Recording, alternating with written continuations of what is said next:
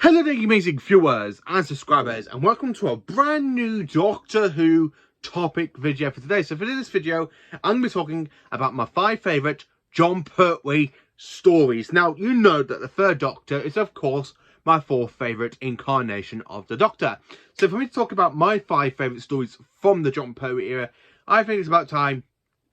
I absolutely think it's about time I did one. Now, I have done my top 5 7th Doctor stories, my top 5 4th Doctor stories, my top 5 2nd Doctor stories, and of course my top 5 1st Doctor stories. And so I thought, why not do a top 5 for the 3rd Doctor and then make through the 5th, 6th and past other incarnations of the Doctor. I'm going to leave, for this little series, I'm going to leave Jodie Whittaker to last because we have got her Salamentary special, aka The Power of the Doctor, coming out next month on BBC One. So, and to be honest with you, I've already gone and pre-ordered the steelbook for that one. So, talking about my 5 favourite Jon Pertwee stories. So, talking about story number 5 is, of course, Doctor Who, The Sea Devils. Now, this story broadcast back in 1972, and it's the 51st appearance of the Sea Devils. And I just really love this story. I mean, this is our planet. So for this story, we've got Roger Delgado back as the Master since he's been imprisoned by UNIT because of his crimes. Really for all those crimes he's done in Season 8, as well as like the stuff he did in the Daemons. You know, it's the Master. He's got up to no good. And luckily he didn't tell the Doctor where his TARDIS is. So even though the Doctor went to ask him in this story, where is your TARDIS? Oh, come now, Doctor, you think I'm going to tell you that? I really love Roger Delgado's performance in this story, with him really like making a machine to contact the Sea Devils. So because of the RAF basically building their sea fort on top of their base, which really rakes the Sea Devils up a bit, and the Master literally goes and steals a few machines and stuff to try and build a machine to contact the Sea Devils. And I have to be honest with you, this story is just a whopping 10 out of 10. I honestly love this story. For it to be my 5th favourite Jon Pertwee story, you know I'm really loving it. I just absolutely love it. I mean, I can't stop talking about the Sea Devils on my channel. Especially when I did my review on Legend of the Sea Devils. Because I did talk about the Sea Devils there as well. Honestly, this story, I think it's a classic one. And it's one of the Jon Pertwee best ones. And this story comes out of Season 9. So I'm really looking forward to Season 9 will be coming out on Blu-ray, hopefully. Fingers crossed, pretty soon, hopefully. That we do get Season 9 out on Blu-ray, and then we can actually sit down and watch Doctor Who, The Sea Devils, in full-on HD. So, my 4th favourite story for Jon Pertwee is, of course, his finale.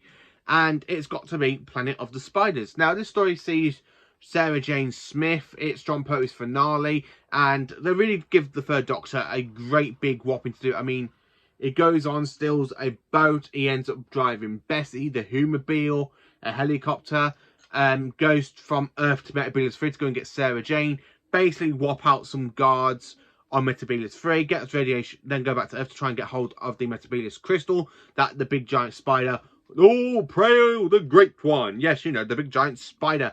And of course, the 3rd Doctor basically does get radiation poisoning from the Metebelis crystals, and he does land back in Unit HQ, and he does say, I got lost in the time vortex, the TARDIS she brought me home. And the 3rd Doctor does die on the floor there until we have Chamvo,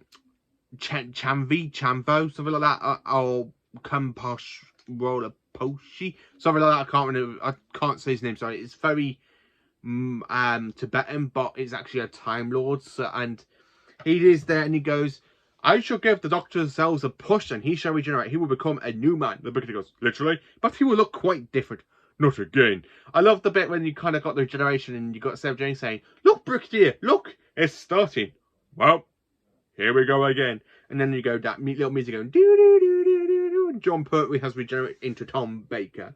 This story does give Jon Pertwee a cracking finale and a really good swan song for his incarnation of the Doctor. I mean, this is the Doctor that is just superb. Honestly, it's my 4th favourite Doctor. So talking about my 3rd favourite Jon Pertwee story, it's The Green Death. Honestly, this is Jo Grant's last appearance in Doctor Who before she came back in the Sarah Jane Adventures. So what can I tell you about The Green Death? What makes this one to be my 3rd favourite story? Well, We've got Global Chemicals. We've got a big giant boss, a computer boss who basically mind wipes people and stuff, making them like commit suicide and jumping off buildings and stuff. And of course, Global Chemicals is pushing chemicals down an old abandoned mine, which of course, you know, it's an old mine. You get flies in there, don't we? And the flies basically get infected with the chemicals from Global that they're pushing down into the mine. And basically it makes the fly eggs basically go more massive. And of course we get big giant maggots with a bullet painted shell on them, as the Brigadier finds out. I fought never fight in anger at a dressing caterpillar, but I really love that line. Joe Grant does leave the Doctor to go and get married to Professor Jones in this story, and the third Doctor is a bit heartbroken because you do see him driving away in the dawn of the night, and you just see him driving Bessie, and you've got the titles. The story that this is fantastic, and this is from season 10. Honestly, season 10 is literally one of the best stories. I mean, there is another season 10 story in this list, so you know I love season 10. It is my favourite Jon Pertwee season after, well, season 7 is after. I have to admit, The Green Death, it is just another great story, and honestly, I just absolutely flipping love it. Number 2, so my second favourite Jon Pertwee story has got to be The Three Doctors. Honestly, it's no more than this. This is the very first multi-doctor story, and it really does work with Pertwee and Troughton, even though William Hartnell does like make a few appearances, but at this point his health is getting really bad, and he can't really come in and do his acting, so he has to do some of it in his garden. So you do kind of see the first Doctor like on a monitor inside a TARDIS, not in his actual TARDIS, in a kind of like the Carts and Rhymers TARDIS that we see later on in the Two Doctors. So what can I say about this story that makes it fantastic for me? Well, we have Omega, we got the world of antimatter. As we all know, antimatter and matter cannot mix together, because otherwise you get a really bad destruction going on. Omega is a really great villain. I do love Omega, and I love the way how he literally goes to the third Doctor. You will fight the dark side of my mind. The dark side. Honestly, this story is just superb. Patrick Troughton really gets the story going when he comes into the get-off with Jon Pertwee, where he literally appears in his ties and goes, "Thank you. I wonder when that got to," with his flute, and he goes, "None of you have been trying to play this, have you?" And she goes, and then you got Sergeant Benton go, "Doctor, where have you come from?" He goes, "Now don't tell me. Quantum Bentham, is it?" And he goes, "Yes. Oh, my dear fellow, I haven't seen you since that nasty business with the Cybermen. That was all those years ago." And of course, when Joe goes, "Who is he?" "Well, he is one of me." And he goes, "Oh, no. You see, Joe, I may call you Joe, mind I." He goes, "He is one of me." She goes, "Oh, I see you both times quite, but not quite. We're not just Time Lords. We're the same Time Lord." And then the third Doctor goes, "Oh, please, you're just confusing my sister. Look, Joe, it's all quite simple. I and he is me." I really love the way Jon Pertwee does that. Goes, "I and he is me." I really love that. And then when Brigadier basically sees the first Doctor in the TARDIS monitor, and he goes, "3 of them. I didn't know I was well off." I really love the 3 Doctors for that. The rest of the characters is just brilliant. I do like Dr. Tyler. I do like Mr. Olive, who basically gets pulled into the antimatter universe with Omega's great big scribbly, blubbery creatures.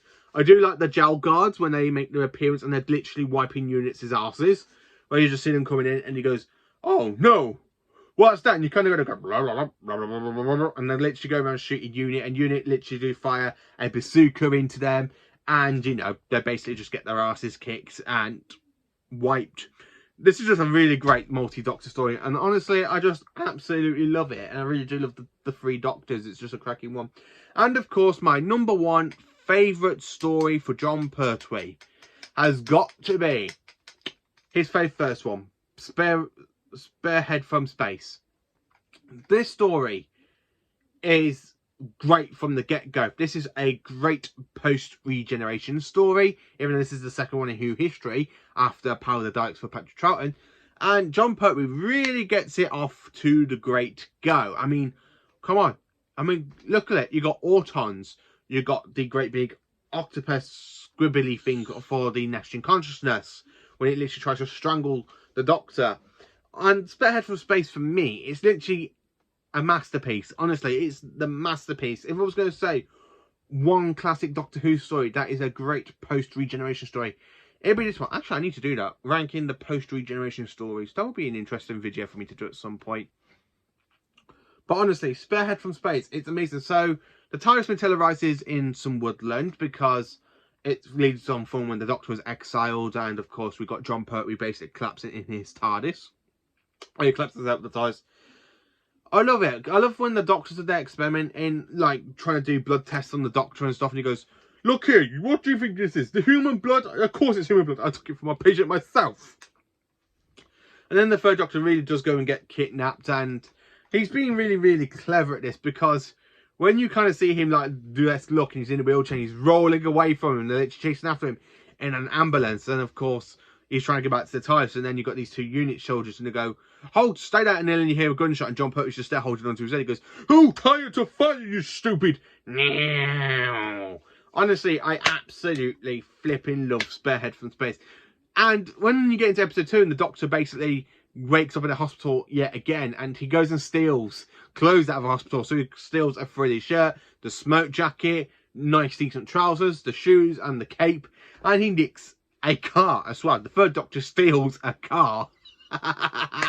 Honestly, he just literally gets to the hospital and he just steals a car. And it turns out he's got a homing device on the TARDIS on his wrist.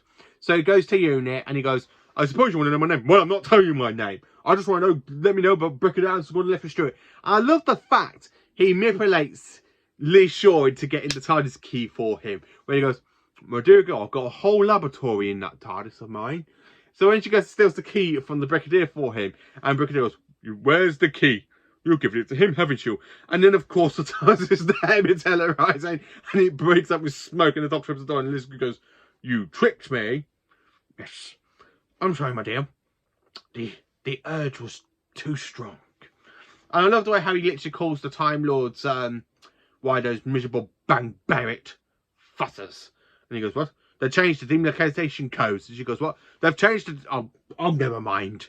I love the way he literally makes that machine to literally stop the Auton invasion as well. I really love Spearhead from Space. It is just a phenomenal story, and it literally deserves to be #1. So this is my 5 favourite Jon Pertwee stories. What is your 5 favourite Jon Pertwee stories? Let me know in the comments. Please do like, subscribe and share, and join me for more awesome Doctor Who content. And have a cracking day, and I hope you all have a fantastic evening and watch fantastic more Doctor Who stories. Even if it's just like rewatches. Have a cracking day.